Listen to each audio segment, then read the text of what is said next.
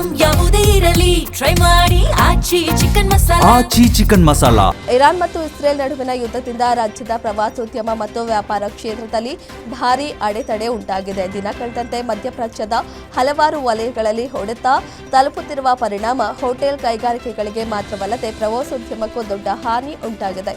Saudi Arabia, ಮಧ್ಯಪೂರ್ವ ದೇಶ, Dubai ಮತ್ತು ಬೆಂಗಳೂರಿಗೆ ಬರ್ತಿದ್ದ ಹೆಚ್ಚು ಪ್ರವಾಸಿಗರು ಬರ್ತಿದ್ರು. ಆದರೆ ಯುದ್ಧ ಪರಿಣಾಮವಾಗಿ ಇದೆಲ್ಲ ಸ್ಥಗಿತಗೊಂಡಿವೆ.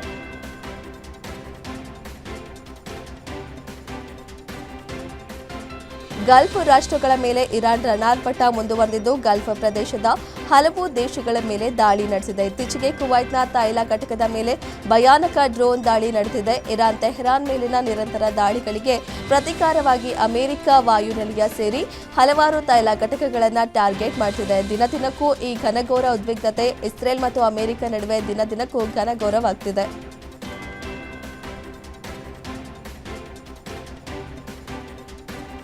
ಮಧ್ಯಪ್ರಾಚ್ಯದಲ್ಲಿ ಯುದ್ಧವು 22ನೇ ದಿನಕ್ಕೆ ಕಾಲಿಟ್ಟಿದ್ದು ಪ್ರತಿ ಗಂಟೆಯೂ ಪರಿಸ್ಥಿತಿ ನಿರಂತರವಾಗಿ ಉಲ್ಬಣಗೊಳ್ಳುತ್ತಲೇ ಇದೆ. ಇರಾನ್ ಐಫಾದಲ್ಲಿರುವ ಇಸ್ರೇಲ್ನ ಪ್ರಮುಖ ಸಂಸ್ಕರಣಾಗಾರವನ್ನು ಗುರಿಯಾಗಿಸಿಕೊಂಡು ದಾಳಿ ನಡೆಸಿದೆ. ಇದು ಇಸ್ರೇಲ್ ಮೇಲೆ ಇರಾನ್ ನಡೆಸಿದ ಅತಿದೊಡ್ಡ ದಾಳಿಯಾಗಿದೆ. ಐಫಾ ಬಂದರು ಭಾರತ ಇಸ್ರೇಲ್ ವ್ಯಾಪಾರದಲ್ಲಿಯೂ ಪ್ರಮುಖ ಪಾತ್ರ ವಹಿಸುತ್ತದೆ. ಇಸ್ರೇಲ್ನ ಇಂಧನ, ಬಂದರು ಮತ್ತು ಮೂಲಸೌಕರ್ಯ ವಲಯಗಳಲ್ಲಿ ಭಾರತವು ಪ್ರಮುಖ ಪಾಲುದಾರವಾಗಿದೆ.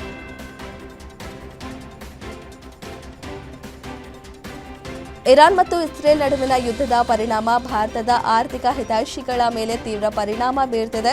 ಪೆಟ್ರೋಲ್ ಬೆಲೆಗಳು ಈಗ ಏರಿಕೆಗೊಂಡಿವೆ.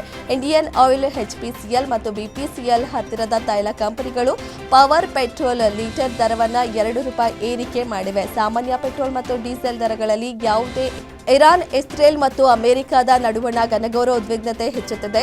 ಇಸ್ರೇಲ್ ಮತ್ತು ಅಮೆರಿಕ ಇಂದು ಭೀಕರ ದಾಳಿಗಳ ಬಗ್ಗೆ ಎಚ್ಚರಿಕೆ ನೀಡಿದ್ದು ತೆಹರಾನ್ ನಗರದಲ್ಲಿ ನಿರಂತರ ಸ್ಫೋಟಗಳು ನಡೆದಿದೆ. ಇರಾನ್ ದಾಳಿಯಿಂದ ಇಸ್ರೇಲ್ ಮತ್ತು ಕತಾರ್ನ ಪ್ರಮುಖ ತೈಲ ಮತ್ತು ಗ್ಯಾಸ್ ಘಟಕಗಳು ಧ್ವಂಸಗೊಂಡಿದ್ದು ಕತಾರ್ನಲ್ಲಿ ವಿಶ್ವದ ಅತಿದೊಡ್ಡ ಎಲ್ಎನ್ಜಿ ಘಟಕದ ಶೇಕಡ 17ರಷ್ಟು ಭಾಗವನ್ನು ನಾಶ ಮಾಡಲಾಗಿದೆ. ಇದರಿಂದ ವಿಶ್ವದ ತೈಲ ಪೂರೈಕೆಯಲ್ಲಿ ಭಾರೀ ವ್ಯತ್ಯಯ ಉಂಟಾಗಿದೆ.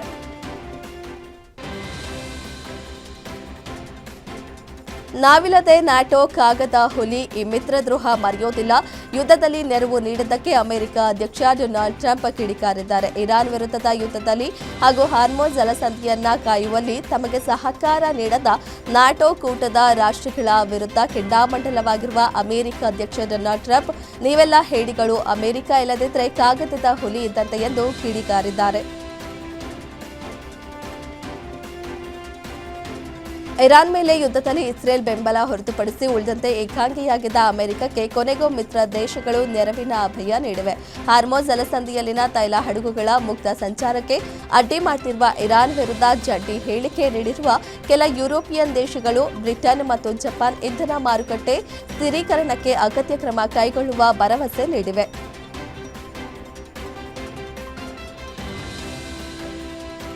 ಮಧ್ಯಪ್ರಾಚ್ಯ ಯುದ್ಧ ತೀವ್ರಗೊಂಡ ಬೆನ್ನಲ್ಲೇ ಪ್ರಧಾನಿ ನರೇಂದ್ರ ಮೋದಿ ಯುದ್ಧಗ್ರಸ್ತ ಕತಾರ್, ಜೋರ್ಡನ್, ಒಮನ್ ಸೇರಿದಂತೆ 5 ದೇಶಗಳ ನಾಯಕರೊಂದಿಗೆ ಮಾತುಕತೆ ನಡೆಸಿದ್ದಾರೆ.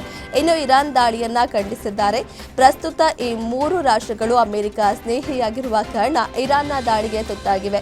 ಇನ್ನು ಫ್ರಾನ್ಸ್ ಅಧ್ಯಕ್ಷ ಎಮ್ಯಾನ್ಯುಯಲ್ ಮ್ಯಾಕ್ರನ್ ಹಾಗೂ ಪ್ರಧಾನಿ ಇಬ್ರಾಹಿಂ ಜೊತೆಗೆ ಮಾತುಕತೆ ನಡೆಸಿರುವ ಮೋದಿ ಯುದ್ಧ, ವಿವಿಧ ವಿಚಾರ ಚರ್ಚೆ. ಸೌದಿ ಅರೇಬಿಯಾದ ರಾಜಧಾನಿ ರಿಯಾದ್ನಲ್ಲಿ ಭಾರತೀಯ ಪ್ರಜೆಯೊಬ್ಬರು ಸಾವನ್ನಪ್ಪಿದ್ದಾರೆ ಎಂದು ಕೇಂದ್ರ ದೃಢಪಡಿಸಿದೆ. ಅವರ ಮೃತದೇಹವನ್ನು ಭಾರತಕ್ಕೆ ಶೀಘ್ರವಾಗಿ ಹಿಂತಿರುಗಿಸಲಾಗುವುದು ಎಂದು ಅಲ್ಲಿನ ಸರ್ಕಾರ ಹೇಳಿದೆ. ವಿದೇಶಾಂಗ ಸಚಿವಾಲಯದ ಜಂಟಿ ಕಾರ್ಯದರ್ಶಿ ಅಸೀಂ ಮಹಾಜನ್ ಪತ್ರಿಕಾಗೋಷ್ಠಿಯಲ್ಲಿ ಖಚಿತಪಡಿಸಿದ್ದಾರೆ.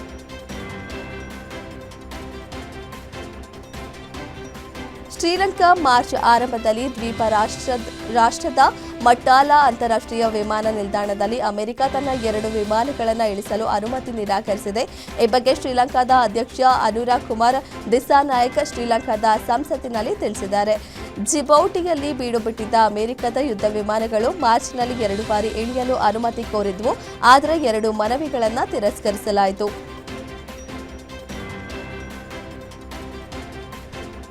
3 ವಾರ ಪೂರೈಸಿರುವ ಇರಾನ್ ಮೇಲಿನ ಯುದ್ಧ ಇನ್ನು ಎಷ್ಟು ದಿನ ಮುಂದುವರಿಯಲಿದೆ ಎಂದು ಊಹಿಸಲು ಕಷ್ಟವಾಗಿರುವ ಹಿನ್ನೆಲೆಯಲ್ಲಿ ಯುದ್ಧಕ್ಕಾಗಿ ಹೆಚ್ಚುವರಿ 18 ಲಕ್ಷ ಕೋಟಿ ರೂಪಾಯಿ ಅನುದಾನ ಒದಗಿಸುವಂತೆ ಟ್ರಂಪ್ ಆಡಳಿತ ಸಂಸತ್ತಿನ ಮೊರೆ ಹೋಗಿದೆ. ಯುದ್ಧಕ್ಕೆ ಹೆಚ್ಚುವರಿ ವೆಚ್ಚ ಮಾಡಲು ಸಂಸತ್ನ ಅನುಮತಿ ಕಡ್ಡಾಯವಾದ ಕಾರಣ ಅಮೆರಿಕದ ರಕ್ಷಣಾ ಇಲಾಖೆ ಪೆಂಟಗನ್ ಈಗಾಗಲೇ ಇಂಥದ್ದೊಂದು ಪ್ರಸ್ತಾವನೆಯನ್ನ ಅಮೆರಿಕದ ಸಂಸತ್ತಿಗೆ ರವಾನಿಸಿದೆ.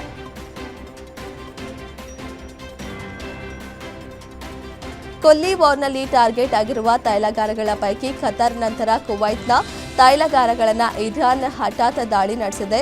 ಕುವೈತ್ನಲ್ಲಿ ಎಲ್ಲ ಪ್ರಮುಖ ತೈಲಗಾರಗಳನ್ನು 2ನೇ ಬಾರಿಗೆ ಮಿಸೈಲ್ ಮೂಲಕ ಟಾರ್ಗೆಟ್ ಮಾಡಲಾಗಿದೆ. ಇಸ್ರೇಲ್ ಹೈಫಾ ತೈಲಗಾರದ ಮೇಲೂ ಇರಾನ್ ದಾಳಿ ನಡೆಸಿದ್ದು ಕ್ಷಿಪಣಿ ಹಾನಿಯಿಂದ ದಟ್ಟ ಹೊಗೆ ಹೊರಬಂದಿದೆ.